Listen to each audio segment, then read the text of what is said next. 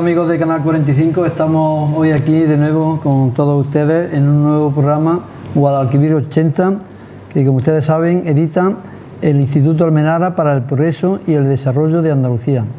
Hoy tenemos con nosotros a David Peñafuerte Rendón. Hola, David. Hola, ¿qué tal?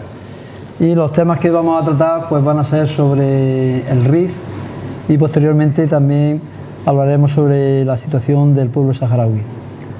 Bueno, pues para comenzar vamos a empezar por... Bueno, primeramente quiero darle algunos datos biográficos de David Peñafuerte Rendón, que es natural de Sevilla, reside en Jaén desde hace 9 años, es licenciado en Derecho por la Universidad de Sevilla y máster en Cooperación Internacional para el Desarrollo por la Universidad de Málaga.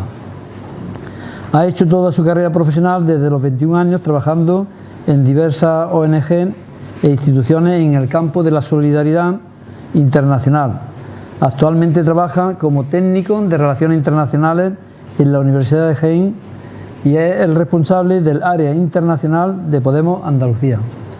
David, como ya le he dicho anteriormente, nos va a hablar de la situación de la región del Rif en el norte de Marruecos y del conflicto en que se encuentra el Sáhara Occidental.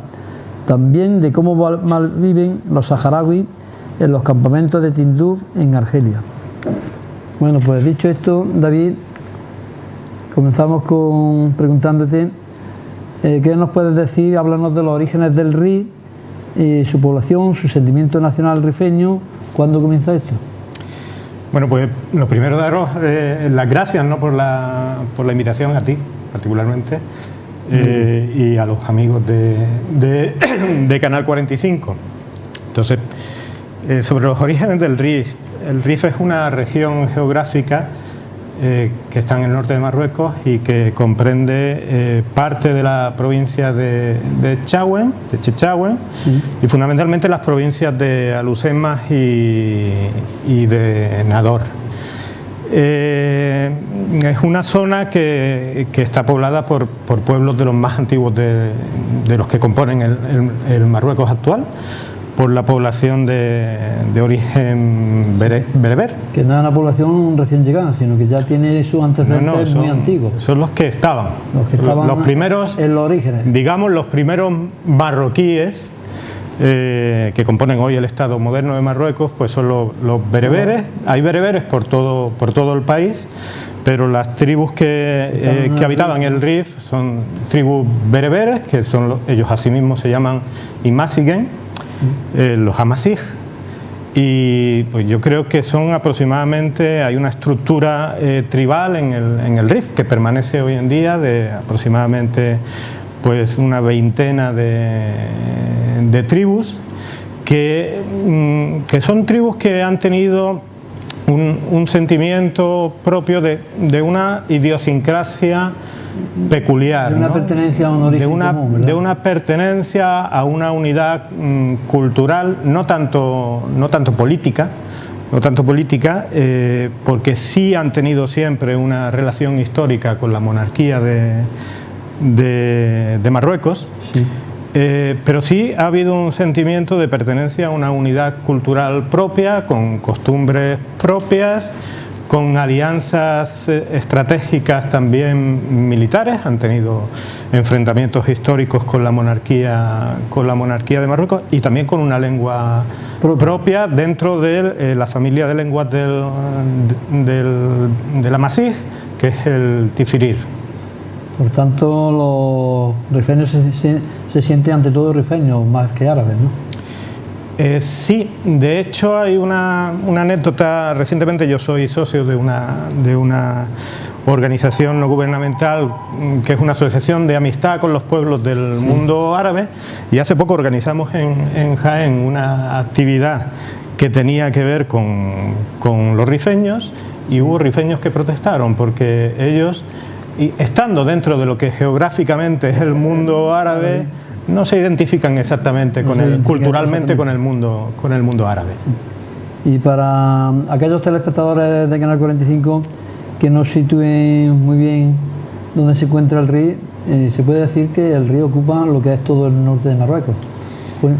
Todo el norte de Marruecos, a excepción del Yebala, de la península del Yebala, que sería Tetuán, Tánger, eso no es Rif, y parte de la provincia de Chefchaouen tampoco es Rif. Aunque en la época de extensión de la experiencia histórica que fue la República del Rif entre 1921 y 1926... Llegó cerca de Fez, ¿no? Sí, se llegó a extender el territorio bajo el control de la República del Rif, llegó incluso a las puertas de Fez. Sí, ahora hablaremos de eso un poco. Tras la guerra que hizo Abdelkrim a España y tras su victoria de Annual en 1921,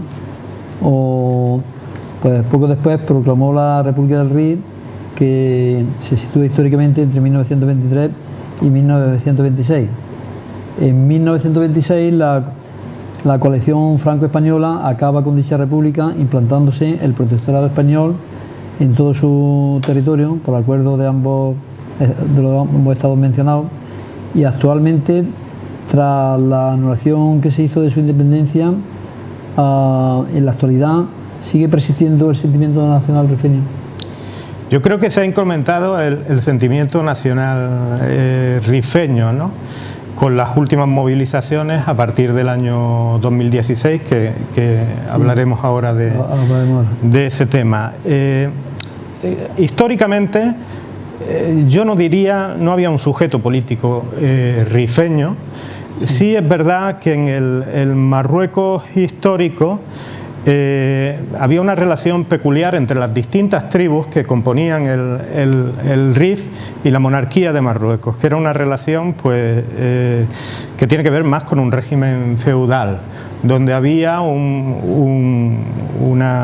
incluso una ceremonia anual de vasallaje de las tribus del Rif con la monarquía de Marruecos. Pero que mantenían una semi-independencia, ¿no? Había un gobierno autónomo por parte de las tribus del Rif en la mayoría de las cosas que tienen que ver con lo cotidiano de su territorio. Y la relación que había con la monarquía de Marruecos era una relación, como he dicho antes, de vasallaje, que se concretaba en una ceremonia que hoy en día sigue persistiendo, que es el juramento de fidelidad a la corona, que es la bajía.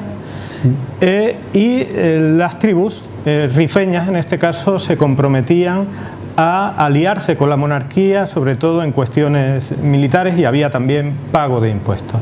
Entonces había épocas en las que había buenas relaciones con la monarquía marroquí y épocas en que había malas relaciones de las tribus, y por tanto había levantamientos de las tribus del Rif, y había expediciones por parte de la monarquía para someter a las tribus del Rif. Pero hay que tener en cuenta que el Marruecos histórico es muy diferente del Marruecos actual, ¿no?, del Marruecos moderno. Entonces el control de la monarquía históricamente de Marruecos llegaba solamente a algunas zonas del territorio, a las zonas del centro del país, lo que se denominaron los franceses el Marruecos útil, y las zonas más agrestes, más de difícil acceso, como en la cordillera del Atlas y la cordillera del Rif, de población fundamentalmente bereber, eran zonas a donde el control de la monarquía no llegaba, y por tanto había mayor autogobierno por parte de las tribus del Rif. Esto cambia en el Marruecos moderno. Como sentimiento nacional hay un pico que durante la República del Rif, donde sí hay un auto empoderamiento, ¿no?, y una creación de un sujeto político rifeño, que es la República del Rif, por primera vez en la historia. Las tribus rifeñas se autorreconocen como sujeto político, ¿no? Además es curioso que si no es por la intervención de potencias extranjeras como España y Francia, quizá hoy en día contempláramos todavía la República del Rif, ¿no? Puede ser que también, si no hubiera intervención de potencias extranjeras o no hubiera sostenimiento de potencias extranjeras, hoy en día tuviéramos otro Marruecos diferente del que desgraciadamente tenemos, ¿no? Por supuesto. Y tras el traspaso del protectorado español en 1956 a Marruecos, en 1959, Hassan II reprime con dureza una gran revuelta que hubo en el Rif. ¿Siguen los rifeños actualmente sin sentirse parte de la nación marroquí entre otras razones, por este hostigamiento de la monarquía alauita? Bueno, yo no diría que los rifeños no se sienten parte de Marruecos. Es verdad que el sentimiento nacional, como he dicho antes, se ha acrecentado.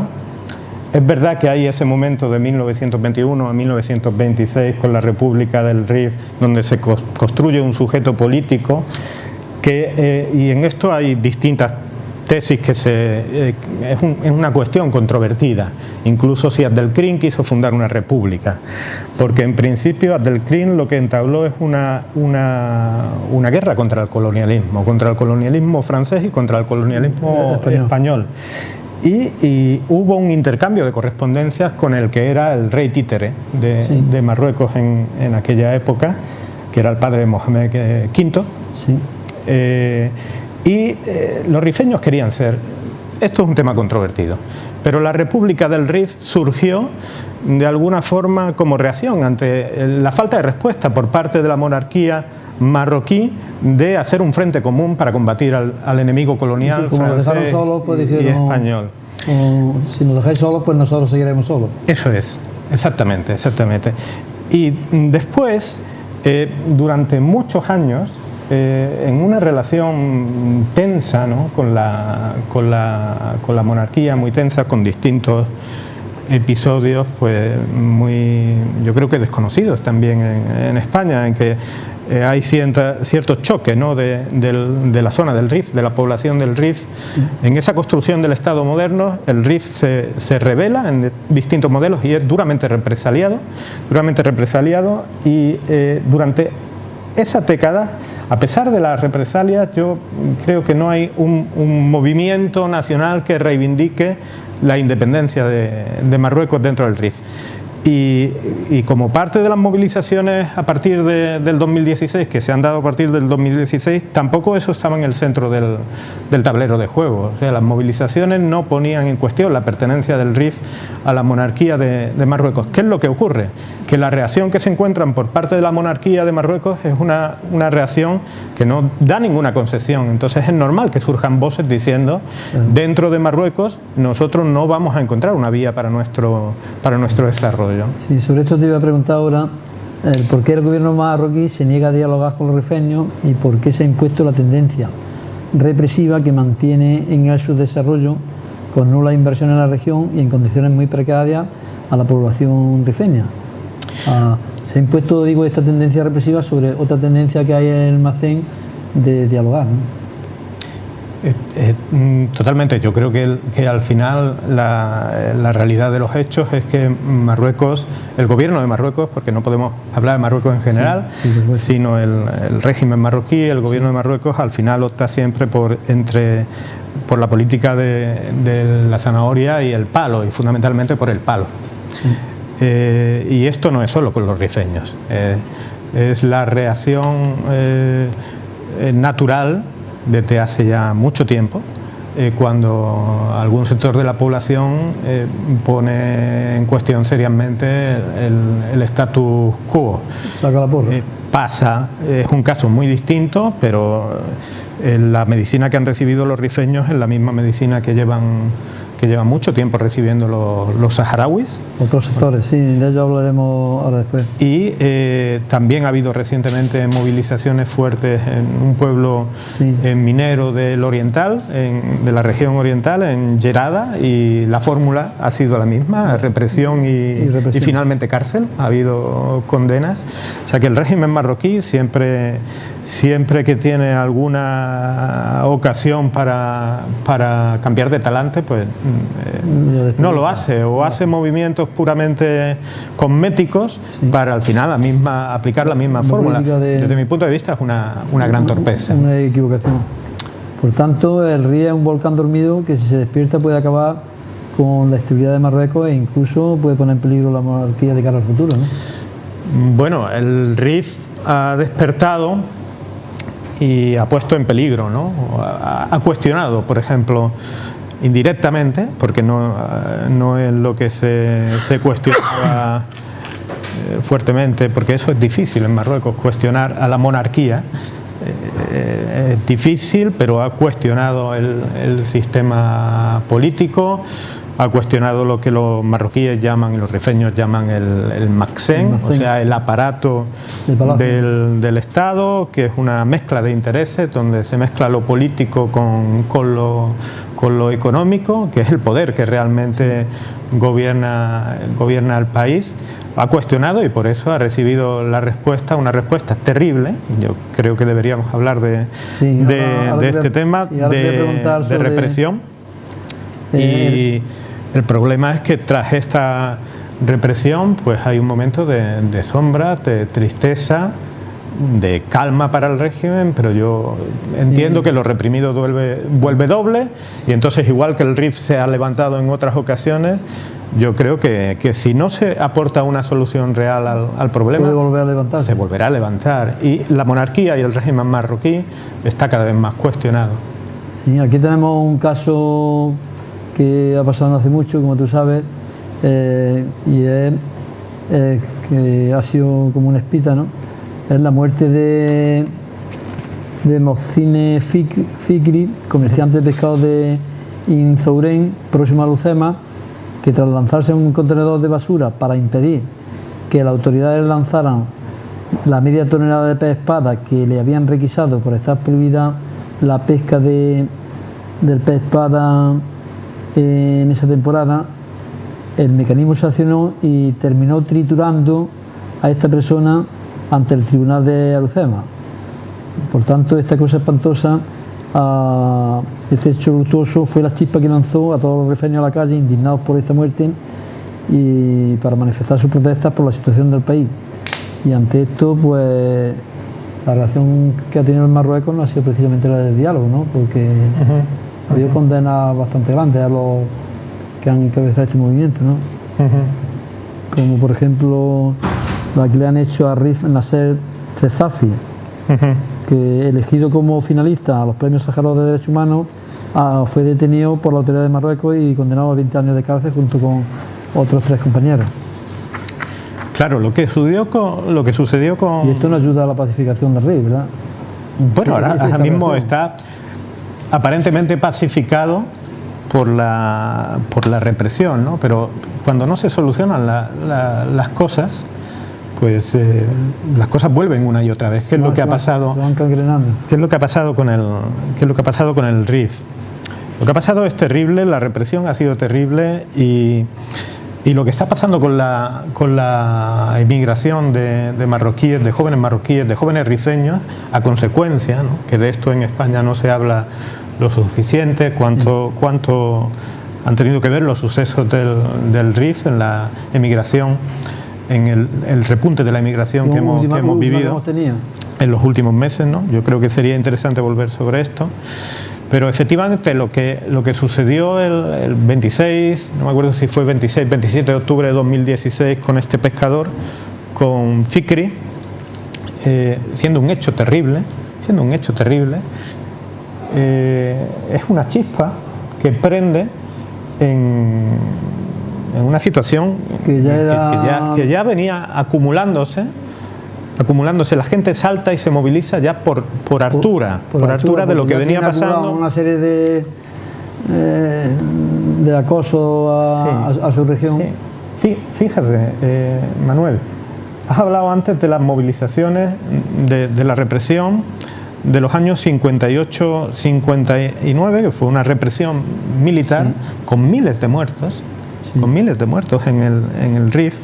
Los rifeños tienen un dicho, dicen que siempre que en Marruecos hay problemas, los rifeños ponen los cuerpos, los que acaban muriendo, que cuando hay que resolver algo en el país, porque esa guerra del RIF del 58-59 tuvo que ver mucho con... Hassan II hizo una represión brutal. Con la recomposición del poder, con la fundación del moderno Marruecos. Entonces, como decimos aquí coloquialmente, los rifeños acabaron pagando el pato con miles de muertos en los años 58-59, con una represión militar en este caso no fue una represión policial, sino una represión militar, con unas fuerzas militares marroquíes comandadas por el que entonces era príncipe de Marruecos, que fue después el rey Hassan II, que directamente sobre el terreno dirigió las operaciones militares en las que murieron miles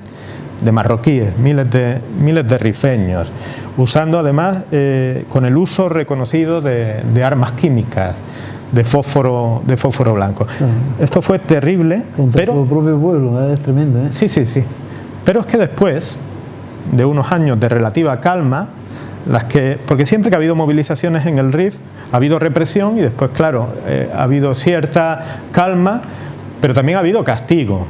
O sea, ha habido una política intencionada de castigo a ese pueblo levantisco que reiteradamente se levantaba pues pidiendo mayor autonomía política, pidiendo mayor desarrollo, pidiendo sus derechos, ¿no? Ha sido no hacer inversiones y marginarlo con respecto a otras regiones de Marruecos. Eso es. Entonces, en el año 84, de nuevo, hubo movilizaciones en el Rif, en este caso con un alto componente estudiantil, donde también hubo muertos.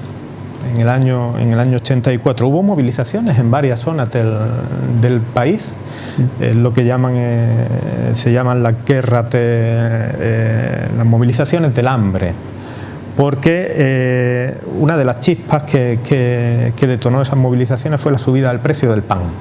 Sí, que fue causado por la aplicación en Marruecos, son los años de las políticas de ajuste estructural por parte del Fondo Monetario Internacional. Entonces esto provocó que en una región que ya de por sí es una región que dentro de Marruecos es una región poco desarrollada, pues el hecho de que se subiera el precio del pan detonó de nuevo movilizaciones del Rif, donde en primer lugar estaban las cuestiones del desarrollo, de salir de la pobreza, pero en última instancia también está la reivindicación de una autonomía, de una cierta autonomía política que permitiera gestionar de la situación en que estamos, gestionar los recursos propios. Esto fue en el año 84, pero es que en el año 2011, cuando surgen las primaveras árabes, que también hubo en Marruecos movilizaciones, primaveras árabes, el único lugar en Marruecos donde las movilizaciones acabaron en un hecho terrible, que fue la muerte de 4 jóvenes estudiantes, muerte que nunca, por cierto, ha sido aclarada.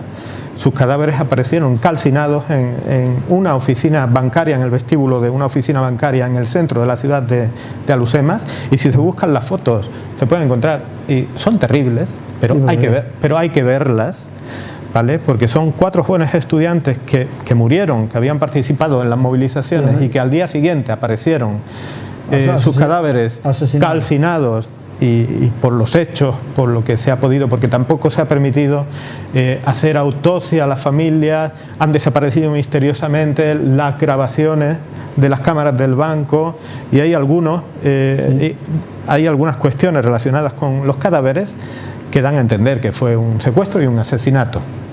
¿Vale? Esto nunca se aclaró y en el año 2016 ocurre, es el detonante de las recientes movilizaciones del Rif, y entonces es una situación, cuando empiezan las movilizaciones, se empieza reivindicando, empieza la gente a concentrarse naturalmente. La primera concentración fue en el entierro de este pescador, de Musim Fikri, y la gente en ese momento, son concentraciones que empiezan a ser masivas. En el pueblo de este hombre llegaron a concentrarse 20.000 personas en el entierro de Musim Fikri. Y entonces la primera petición es de aclaración de lo que había pasado en torno al asesinato de Musim Fikri, ¿no? Porque la situación no es nada clara lo que pasó, para que este hombre muriera en el camión aplastado, triturado en un camión de basura. Pero es que después, en segunda instancia, la gente se acuerda de que lo que pasó en el 2011 con aquellos estudiantes tampoco se aclaró nunca, y la gente se acuerda, en última instancia, de todos los problemas de desarrollo que tiene la región. ¿Qué es lo que sucedió con Musim Fikri? Yo creo que conviene que los telespectadores lo sepan, porque fue un asesinato terrible, Y es un pescador que efectivamente Le requisan el pescado. pesca, hace una pesca ilegal, y hay mucha gente que en el Rif vive de actividades ilegales, De pesca ilegal, porque tienen que... de alguna comer, forma, tienen que comer todos los días. tienen que comer y de alguna forma permitidas por el gobierno marroquí. Es una de las regiones donde hay una mayor producción de cannabis, y esto, si uno está en Marruecos, es imposible que no se vea, porque hay provincias enteras que viven de eso, y vive de eso, se enriquecen determinadas personas, pero viven de eso el pueblo llano, porque Sí. es que no hay otras fuentes salida. de empleo. No Entonces, industrializan el país, no le dan ninguna inversión, nada. y algo tienen que hacer. Entonces, un pescador que vive de la pesca ilegal, cuya actividad le es normalmente Aceptar, permitida, entre comillas. se puede entender que a base de comprar, porque siempre que hay una actividad ilegal permitida, ese hecho de que las autoridades lo permitan suele tener un coste, ¿no? Claro. Entonces, a ese hombre que vive de eso, le requisan, no se sabe por qué, quizás ese día el policía que se encontró estaba enfadado, o quizás ese día el policía no recibió una posible mordida. Exactamente. Le requisan la mercancía, no la llevan como sería normal en un Estado democrático y de derecho, no la llevan a una institución, para no, requisarlo y tal, sino que pobres, frente a este hombre, cuya vida y la vida de su familia depende de esa actividad, frente a él introducen la mercancía en un camión de basura, y este hombre, en la desesperación, se lanza, se mete dentro a intentar rescatar algo de su mercancía, y misteriosamente alguien acciona el botón que pone en marcha la trituradora del camión de basura, y su asesinato es grabado en vídeo, porque hoy en día todo el mundo tiene un teléfono y se graba. Claro, entonces la población del Rif, indignada, se tiró a la calle. Eso fue un detonante. A partir de ahí, en su entierro, 20.000 personas, y a partir de ahí, espontáneamente, sin que nadie lo organizara, no había detrás ningún partido político. En distintos puntos del Rif se manifestó todo el mundo. Empiezan a surgir durante esos meses movilizaciones masivas, fundamentalmente en Alucemas y en Insuren, también en otros. Esto tiene eco en otras zonas del país, y son movilizaciones son movilizaciones pacíficas, que van a más, que construyen un programa de reivindicaciones sociales, que ponen en manos y lanzan la pelota al tejado del gobierno. Claro. Pues también, David, ante estos hechos, los responsables de migraciones de Podemos, Dina Bouselham, de origen marroquí, están refiriéndose a los juicios posteriores a estas manifestaciones. Considera estos juicios una barbarie que además amenazan a la unidad nacional marroquí. ¿Y cuál puede ser la posible solución a este conflicto que armonice, si es posible armonizar algo de estas partes enfrentadas?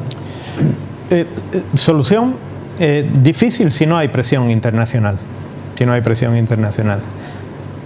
A partir de esas movilizaciones, lo que ocurre, siguiendo con el relato y enlazando con tu pregunta, lo que ocurre durante meses hay movilizaciones pacíficas masivas, se construye un programa de reivindicaciones, es un programa de reivindicaciones sociales, que lo que piden en principio son cosas como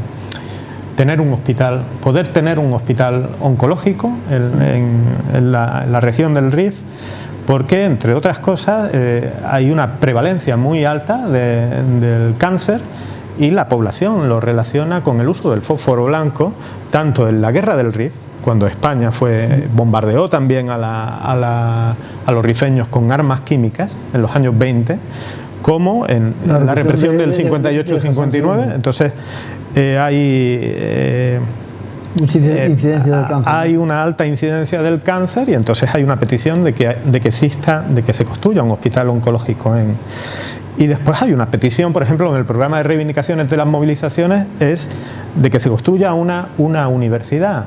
Marruecos es un país grandísimo y en el norte de Marruecos hay 2 universidades. Una, la de Tánger Tetuán, que está muy lejos del Rif, sí, y otra en Oujda, el oriental. O sea, un rifeño, quien conozca la zona sabe que los desplazamientos... En su región no tiene ninguna posibilidad de hacer una universidad. Claro, no hay posibilidad y el acceder a la universidad permite hacer uso, de alguna forma, del ascensor social, ¿no? Claro.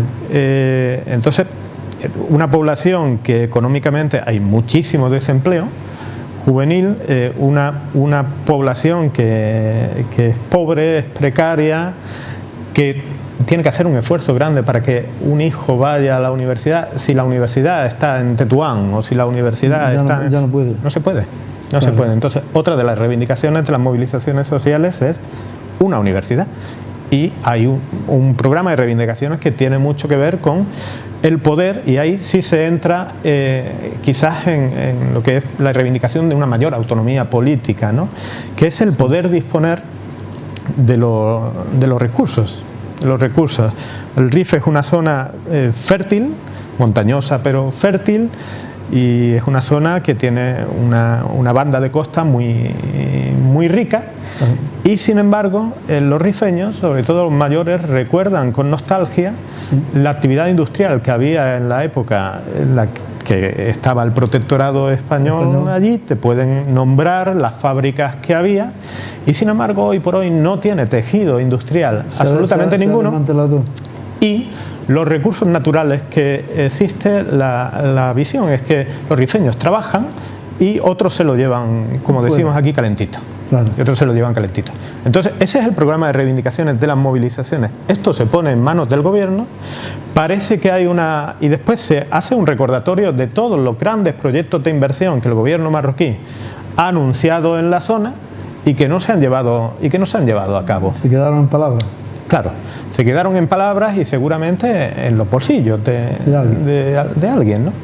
Entonces, este es el programa de reivindicaciones, se pone en manos del gobierno. Parece que en algún momento hay alguna voluntad de diálogo. De hecho, hay una representación ministerial que visita la zona, pero finalmente la respuesta es la respuesta que da tradicionalmente el régimen marroquí a todas las movilizaciones que ponen en cuestión el status quo, que es la represión.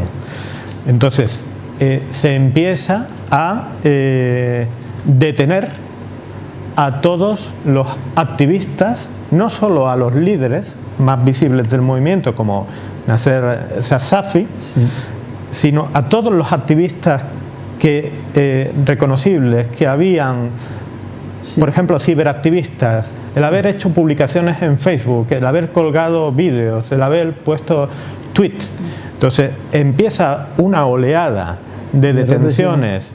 No estamos hablando de una, no estamos hablando de dos, estamos hablando que en un determinado momento hay 700 es la represión jóvenes de todo un pueblo, ¿eh?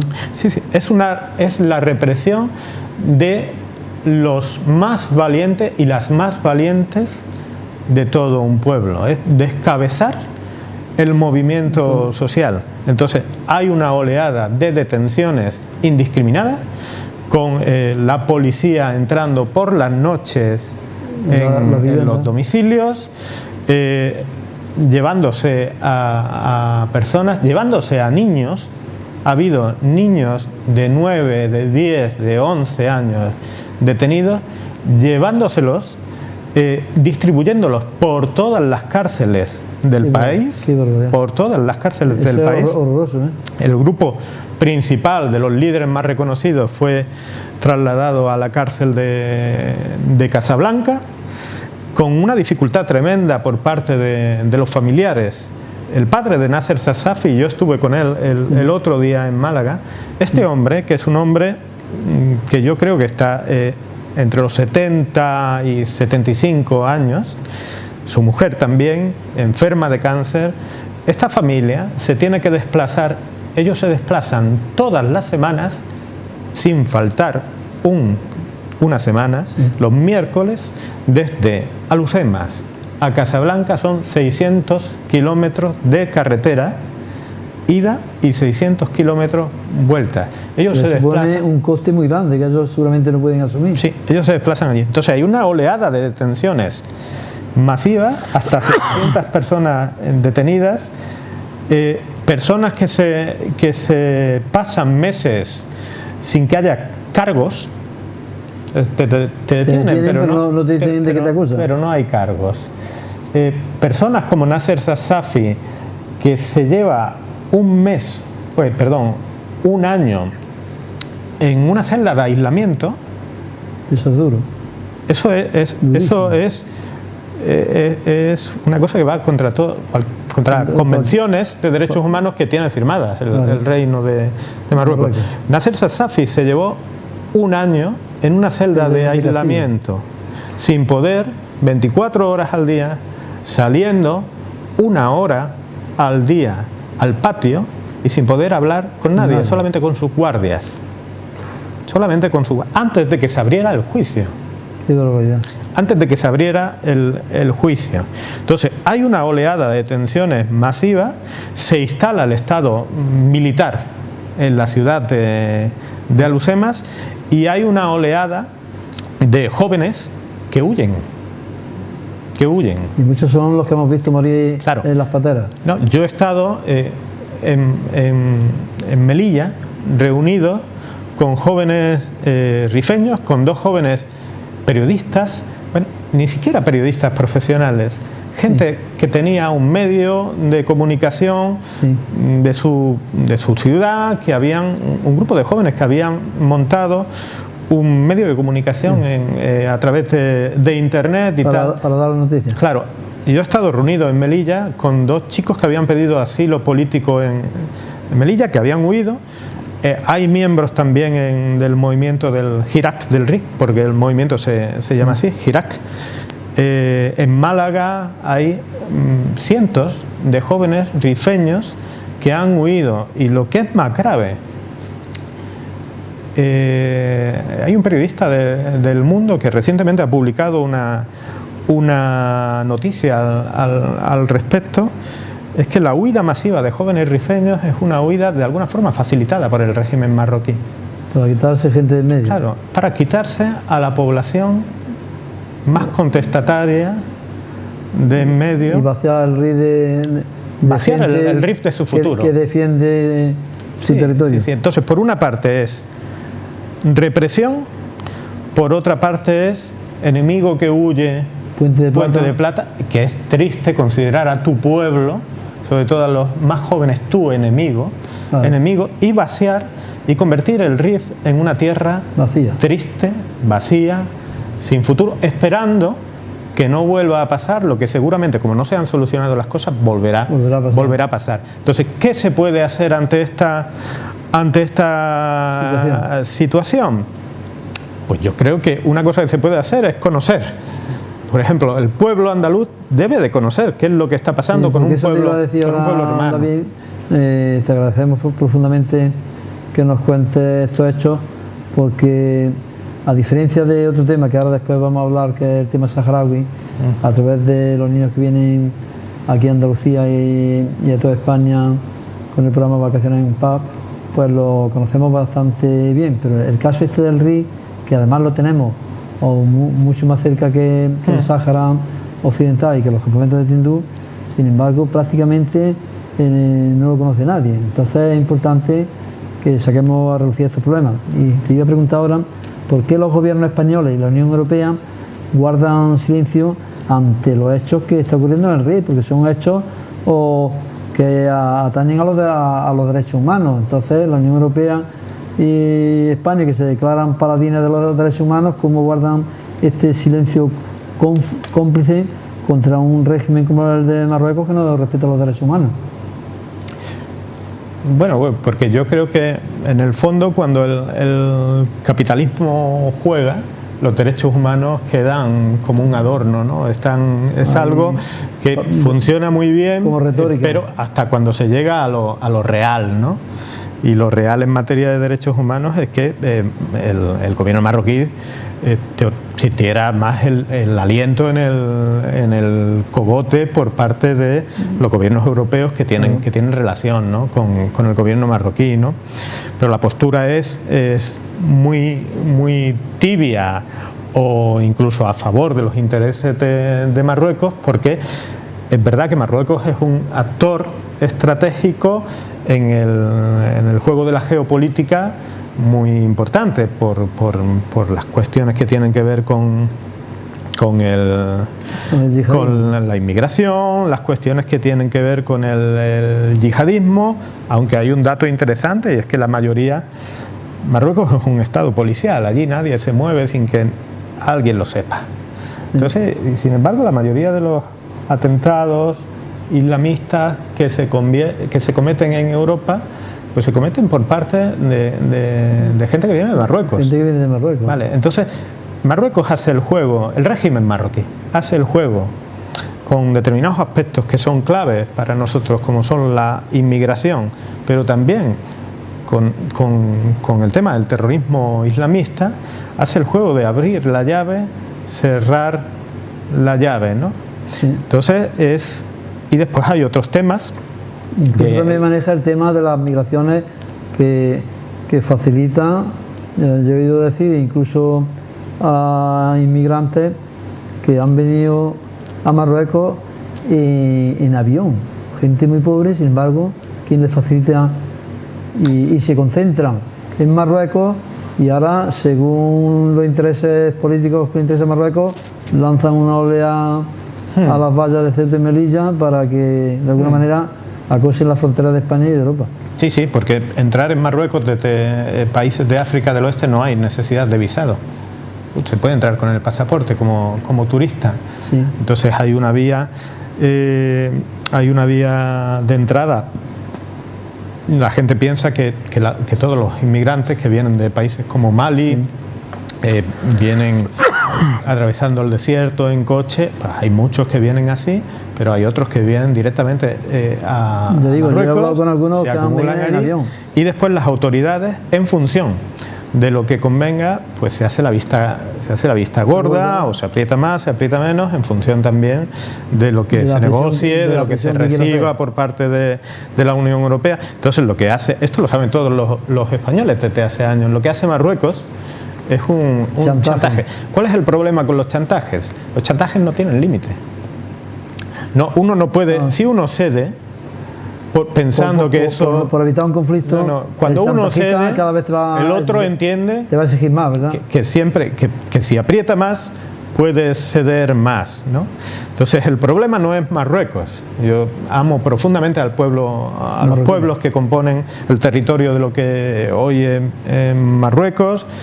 El problema no es que los marroquíes sean así, no tiene nada que ver con eso. El problema es el régimen marroquí y las alianzas que el régimen marroquí tiene con otros gobiernos europeos y las alianzas que los grandes intereses económicos en Marruecos tienen con los grandes intereses económicos españoles.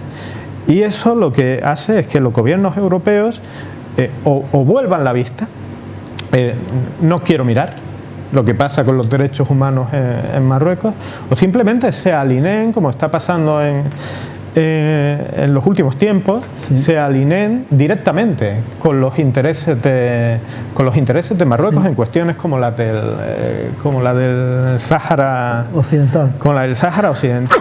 Cuando yo creo que es una torpeza por parte también, es ser corto de miras, porque a nosotros nos convendría más que estar en esta dinámica del chantaje constante por parte del régimen marroquí. Nos convendría más que hubiera pasos reales para que hubiera una democracia real y mayor desarrollo en Marruecos. Eso sería el verdadero freno de la inmigración. No sería que hubiera un gobierno autoritario que abriera o cerrara el grifo de la inmigración, sería que hubiera desarrollo en Marruecos. Y que haya desarrollo en Marruecos pasa porque haya mayor democracia. Entonces, y que haya mayor democracia pasa necesariamente porque los regímenes europeos que consienten esta situación, pues la consientan. Claro. Bueno, quiero comentarte que en Holanda la población rifeña se ha manifestado pidiendo la independencia del Rif, y Marruecos, ante manifestaciones de algunas autoridades de Holanda, pone en peligro las relaciones diplomáticas. O sea, algunos políticos holandeses, ante esta situación que había en el Rif, han hecho manifestaciones a favor. Sí. Incluso le sienta muy mal estas manifestaciones por la independencia del Rif, de los rifeños que hay en Holanda. Y entonces, pues, Marruecos, el régimen de Marruecos se ha puesto como un energúmeno amenazando incluso romper las relaciones con Holanda. Sí, sí, y estamos hablando de quizás sea uno de los pocos gobiernos y pocos políticos en Europa que han hecho alguna manifestación pro-rifeña, ¿no? No, en varios países centroeuropeos ha habido movilizaciones, ¿sí? Porque hay una gran emigración rifeña después de todos los sucesos del año 84, sí. Porque una gran oleada de emigración de rifeños a países centroeuropeos, muchos en Holanda, en Bélgica, en Alemania también. Entonces, en todos estos países los rifeños se han organizado y se han movilizado a la par que sus compatriotas o de Marruecos se movilizaban, ¿no? Y entonces el gobierno de Holanda, que es un gobierno liberal, sí. Que es un gobierno liberal, porque también hay diferencias, ¿no?, entre ser liberal en España, ser liberal en Holanda, ser socialista, o del Partido Socialista, yo no diría socialista, en España, y pertenecer a un partido del Grupo Europeo Socialista en otro país, ¿no? Entonces, verdad que ha habido el ministro de Asuntos Exteriores de Holanda en una visita a Marruecos con su colega, el ministro de Asuntos Exteriores de Marruecos, una reunión de alto nivel, osó poner sobre la mesa la cuestión del Rif y los derechos humanos en el Rif.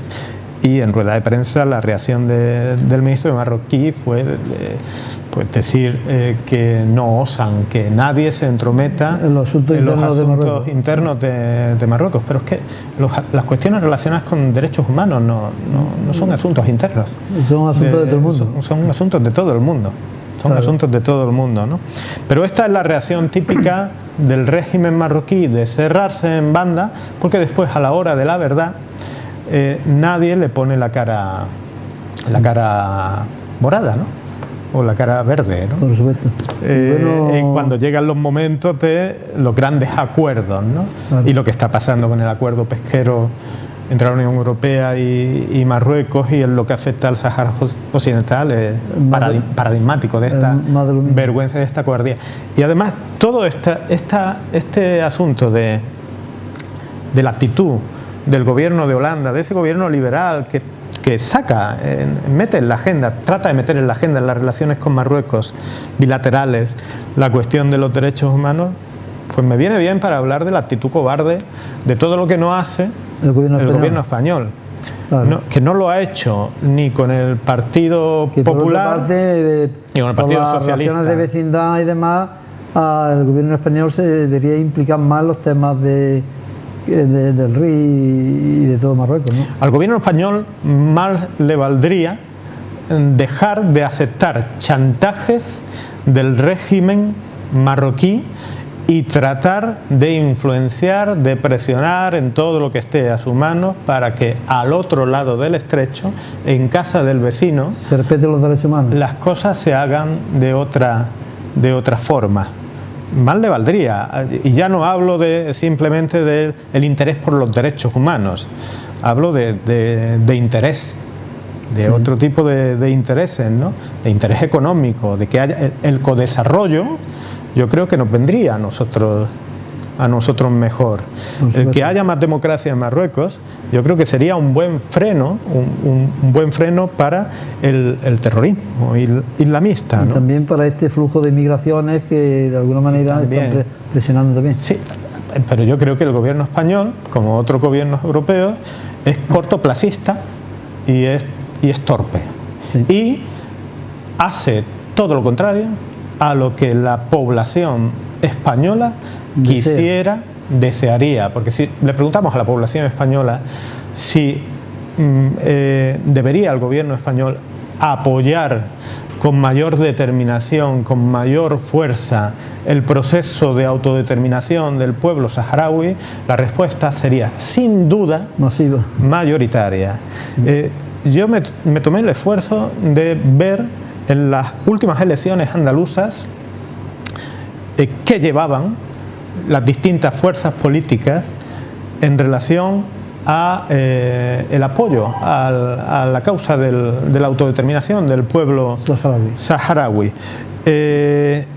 Solamente una fuerza habla de que el Partido Popular y Ciudadanos no hablen de eso. Me parece una torpeza, me parece coherente con lo que llevan, con lo que llevan haciendo durante mucho tiempo.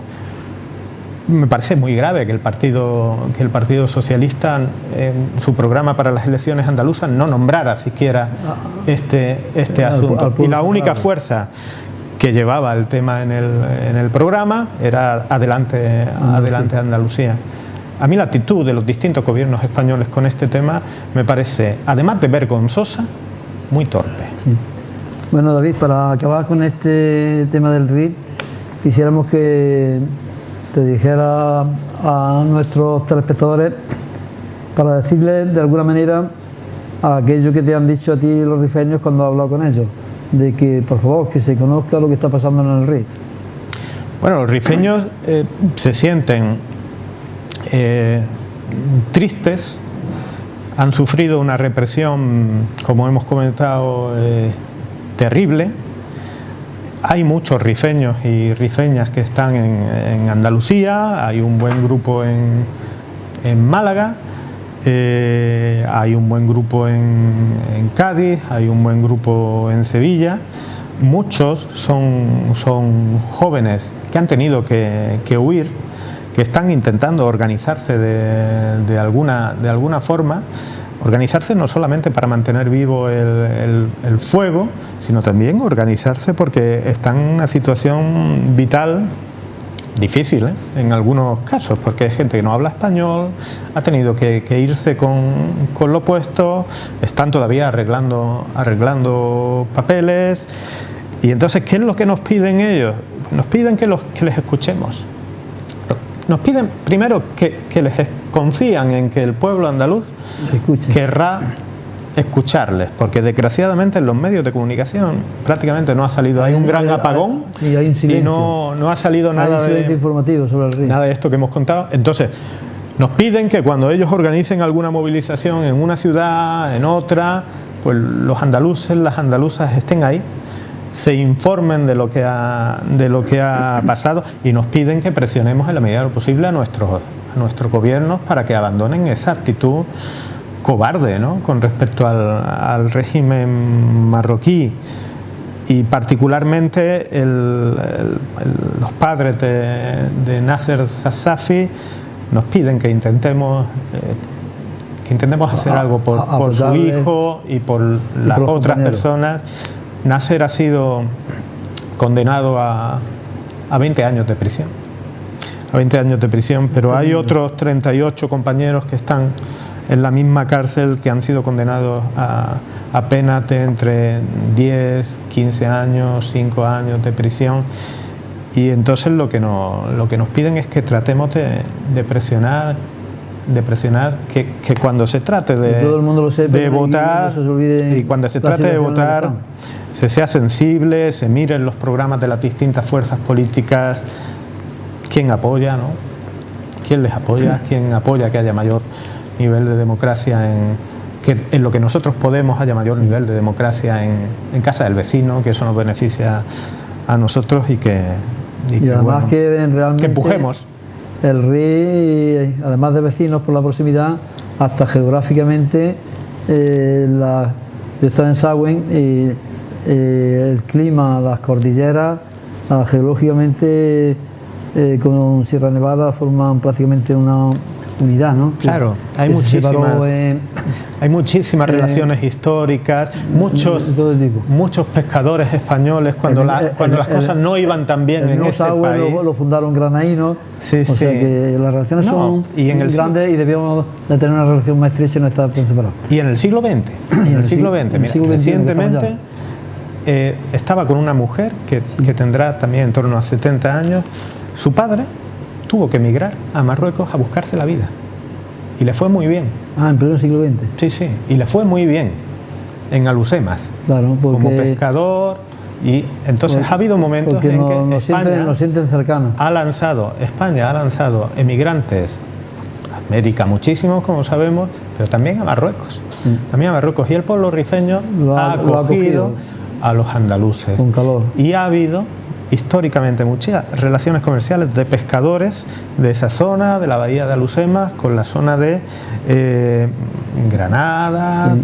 Entonces, ¿qué es lo que nos piden? Pues que les escuchemos y que retomemos ese espíritu de hermandad, de fraternidad, de hermandad entre pueblos que son muy similares en sus costumbres. Mucho. Bueno, David, pues pasamos al otro tema que habíamos anunciado, y es otro tema también candente del Sáhara Occidental. Yo de decirles, queridos televidentes de Canal 45, que todas las familias andaluzas y también de otros puntos de España que traen niños lo saben, que hay un gran amor del pueblo saharaui y al pueblo andaluz y también al conjunto de los pueblos de España, porque saben que le estamos ayudando, que le estamos dando calor, pero también saben que el gobierno español, los distintos gobiernos españoles, desde esa entrega vergonzosa que se hizo del Sáhara Occidental a Marruecos y Mauritania, pues es vergonzosa, y por tanto saben distinguir entre los pueblos, ¿no? Y como anécdota de los niños que yo he traído y mi esposa, pues resulta que mayoritariamente los niños saharauis quieren venir a Andalucía, no sé por qué. ¿Tú lo sabes, David? Bueno, yo creo que encuentran aquí mucha similitud de costumbres. Bueno, aparte de que Andalucía es una tierra maravillosa. Y muy abierta. Aquí hay, pues, por ejemplo, un espíritu de familia que se conserva todavía, que es muy similar a lo que ellos viven, ¿no? Yo creo que en Andalucía se está muy bien. Pues esperemos mejorarla.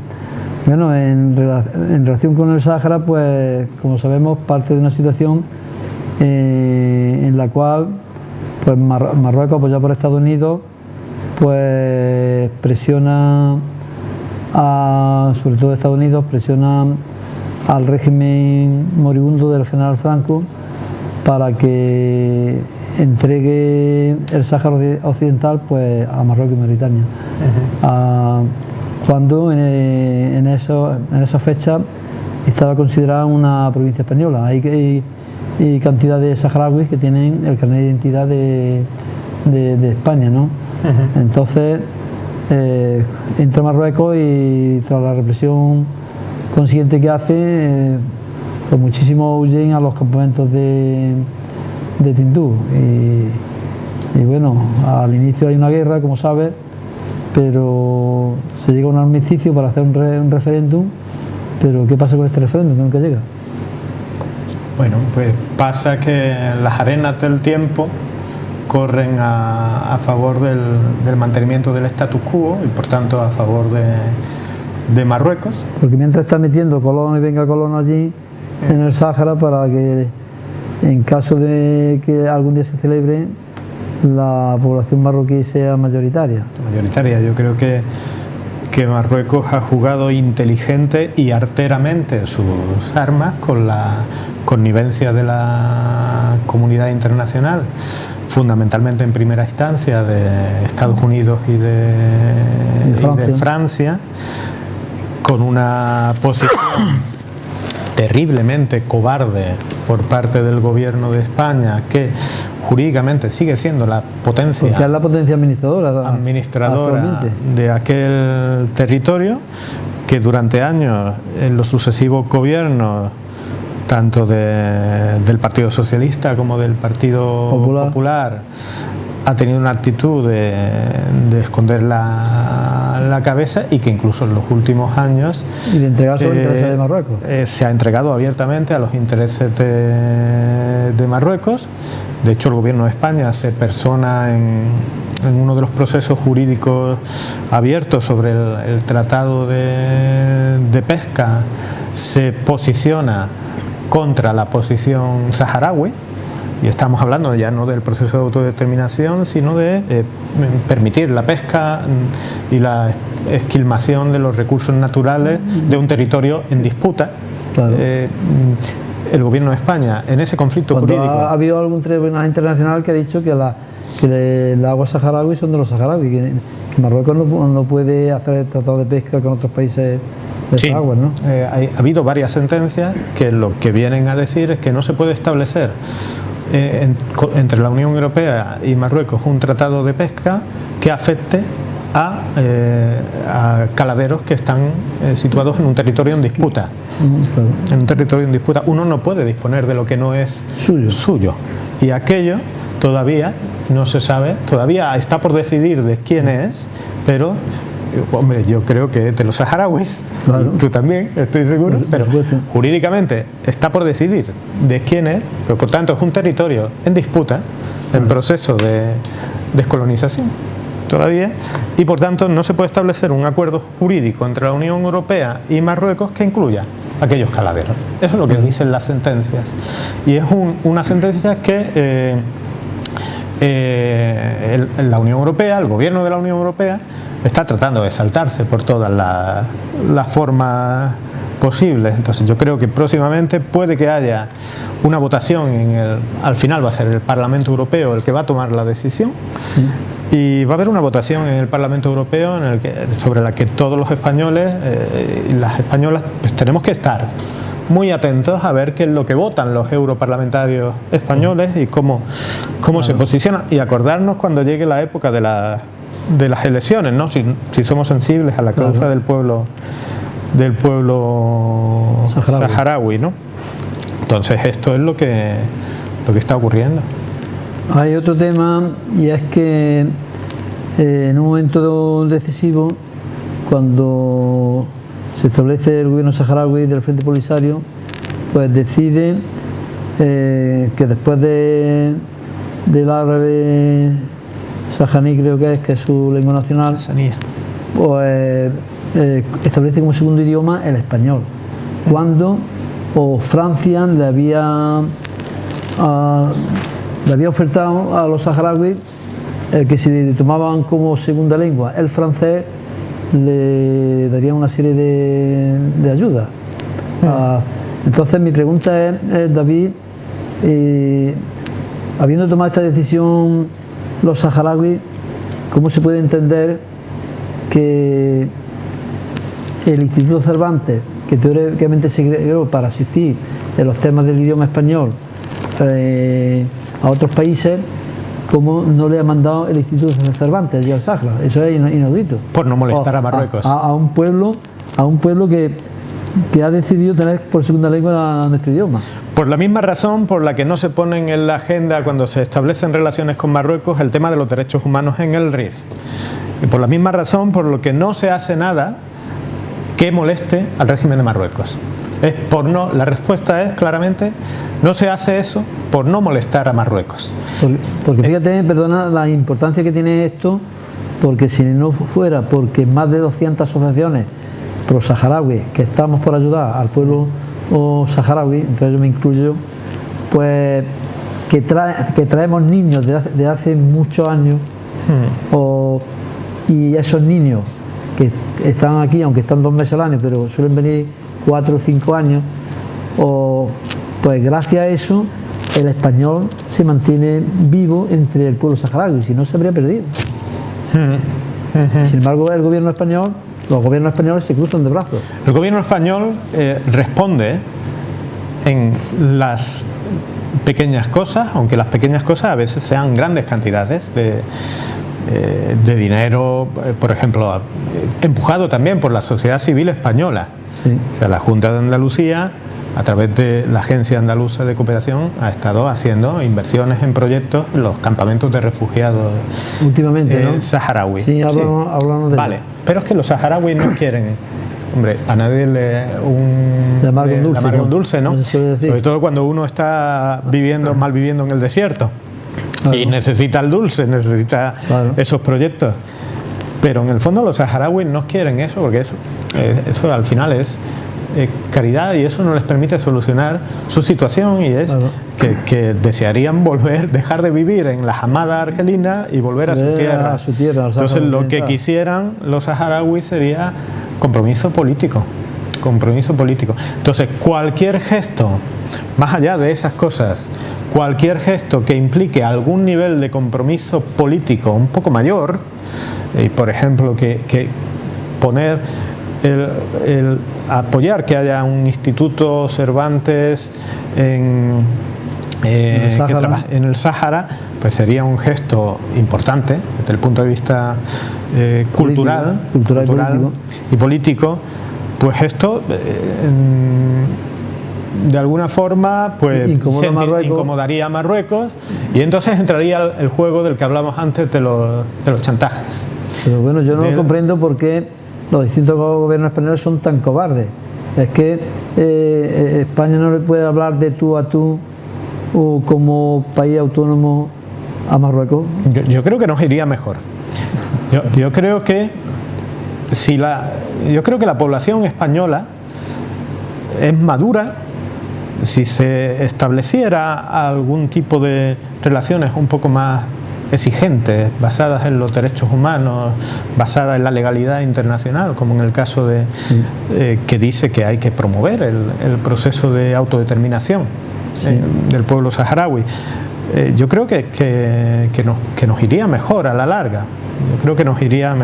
Pero desgraciadamente pues ninguno de los gobiernos que ha entrado, incluido el último, ¿no? Y te voy a contar una anécdota que habla de esta actitud, ¿no? Sí. O dos anécdotas, ¿no? La primera es, recientemente se promovió el hacer una jornada dentro del Congreso sobre el estado de la cuestión del proceso de autodeterminación y de la cuestión del Sáhara Occidental. Promovió esta iniciativa el grupo de Unidos Podemos junto a otros grupos. Sí. Bueno, la mesa del Congreso impidió que se celebrara.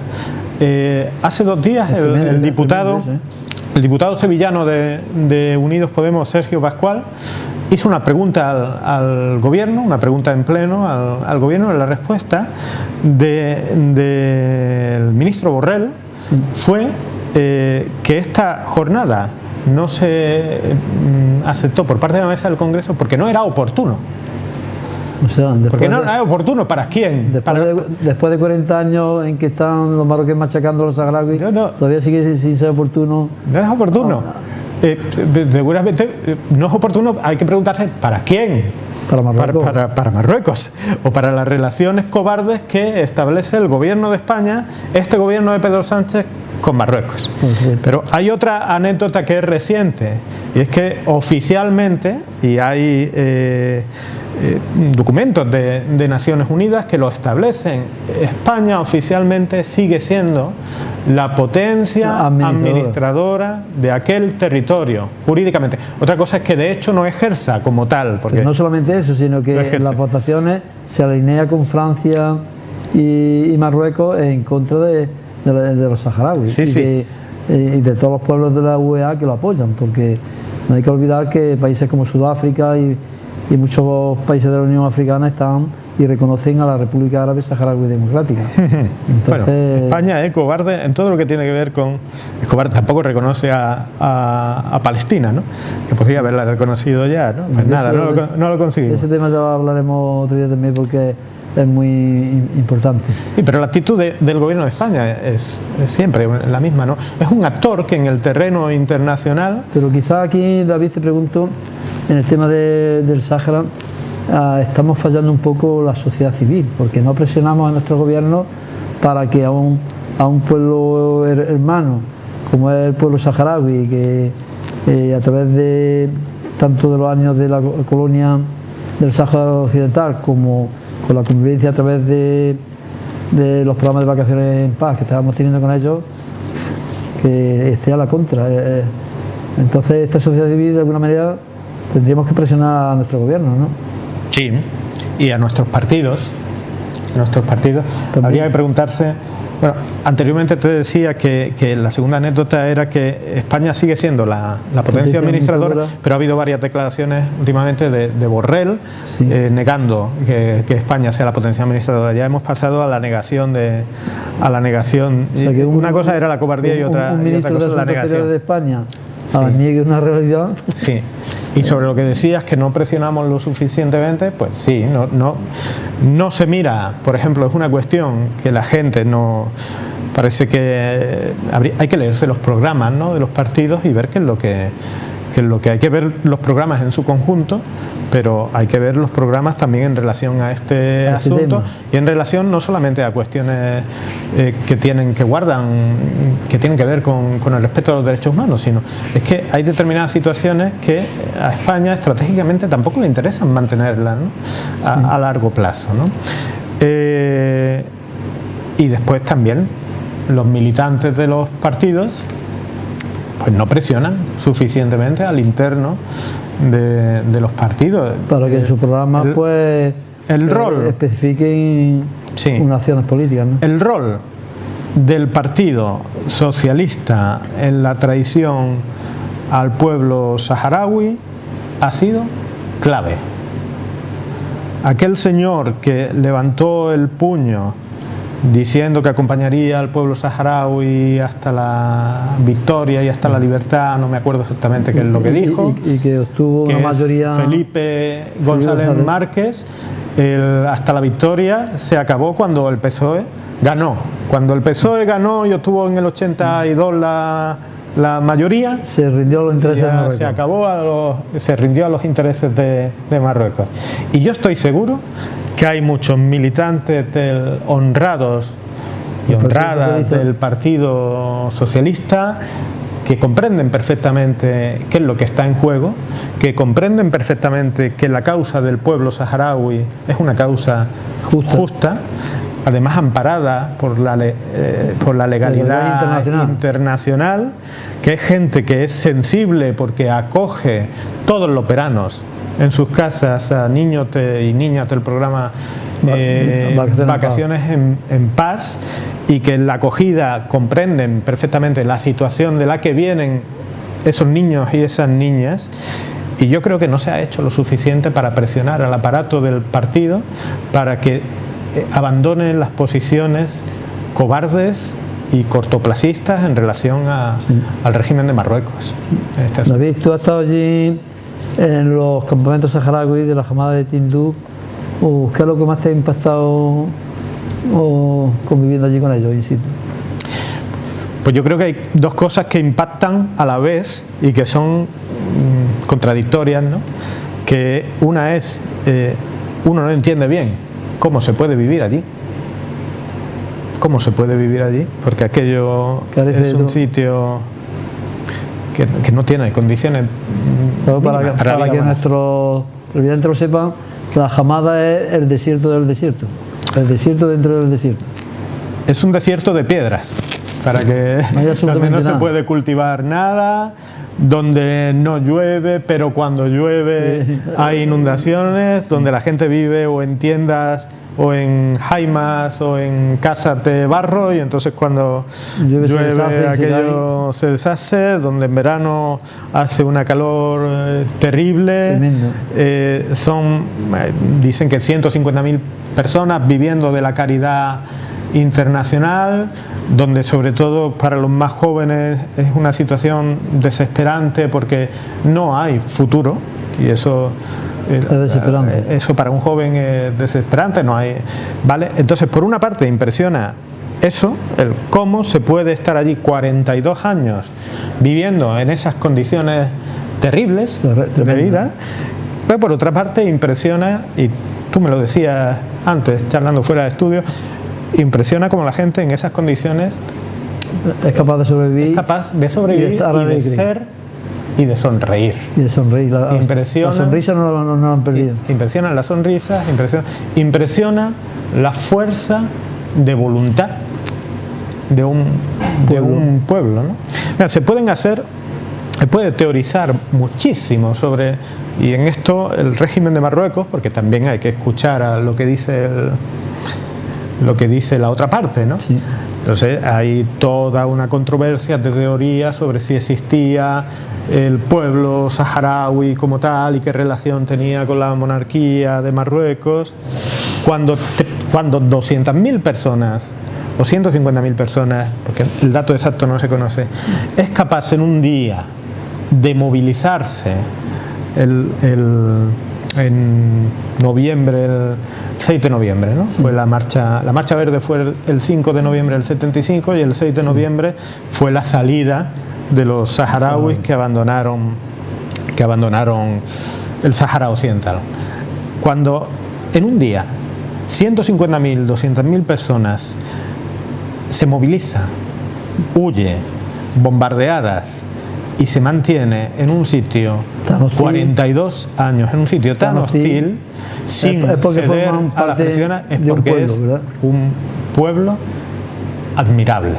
Es un pueblo admirable. Entonces impresiona, eso es lo que impresiona, ¿no? de los saharauis, y eso es lo que hace que los saharauis y las saharauis nos hayan ganado el corazón al pueblo español, al pueblo andaluz muy en particular, y eso es lo que supone una vergüenza para los gobiernos españoles, para los gobiernos andaluces, ¿no? Que no están a la altura de su pueblo. ¿Y se te ocurre, David, de qué forma, además de lo que ya estamos haciendo, la sociedad civil, lo poco que podemos hacer, pero en conjunto, o la sociedad civil española, qué más podría hacer por los saharauis? Pues, por ejemplo, ahora se me ocurre un tema muy concreto. Es, como hemos comentado antes, en los primeros meses del año, no sé exactamente cuál es la fecha, enero, febrero, va a haber la última votación en el Pleno del Parlamento Europeo sobre la aplicación del Tratado de Pesca, del protocolo del Tratado de Pesca que va a firmar Unión Europea y Marruecos, la aplicación a las aguas del territorio del Sáhara Occidental, ¿no? Y por tanto, si la votación es positiva por parte del Parlamento Europeo, se formalizará la esquilmación de los recursos naturales de los saharauis. Eso se formalizará. Y se pondrá en evidencia Marruecos. Claro. Entonces a mí se me ocurre pedirle a los amigos o insistirle a los amigos y a las amigas a que estén pendientes de esa votación y estén pendientes de lo que votan los europarlamentarios españoles. O sea, qué es lo que vota y que se acuerden. Y que se acuerden a la hora de las elecciones. Y que se acuerden, que miren qué es lo que vota, porque el grupo en el Parlamento Europeo, el grupo socialista, igual que el grupo liberal, sí, y otros grupos en el Parlamento Europeo de la derecha suelen ser más monolíticos a la hora de posicionarse y de las votaciones. El grupo socialista europeo se suele dividir en estas votaciones, y entonces que estén pendientes los amigos, las amigas televidentes de los europarlamentarios del grupo socialista español. ¿Qué es lo que votan? ¿Qué es lo que votan? Bueno, pues llegamos al final del programa, porque de este tema del Sáhara habría para estar aquí hablando mucho tiempo por los grandes problemas que hay y la relación que tiene con nosotros, pero bueno, llegamos al final y quisiera que dejara unas palabras, dirigiéndote a aquella cámara, pues unas palabras finales sobre el Sáhara y sobre el río, para despedir el programa. Bueno, yo creo que en las fechas que tocan lo que es oportuno es desearle a todos los amigos, las amigas, una feliz Navidad, que haya de todo encima de la mesa, que nadie se atiborre con ese haber de todo encima de la mesa, y que se acuerden Un poquito, ¿no? que se acuerden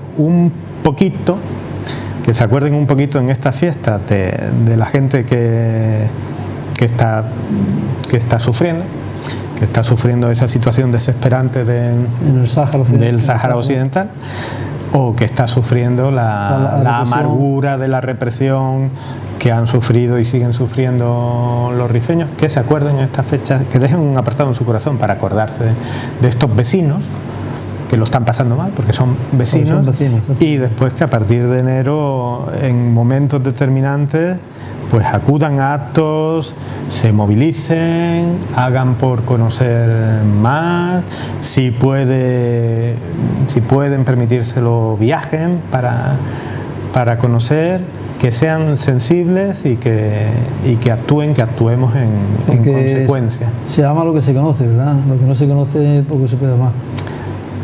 Sí, se puede amar. Hay gente cuya capacidad de amar es muy grande, ¿no? Pero se ama con más fundamentos si se conoce, desde luego. Y no son viajes demasiado caros, y hay organizaciones aquí que facilitan ese tipo de experiencias. Entonces yo invito a la gente a que sea cada vez más consciente en general, y cada vez más consciente de cuál es la vida de los vecinos, y que actúe en consecuencia, ¿no? Que hay muchos momentos durante el año para actuar en consecuencia.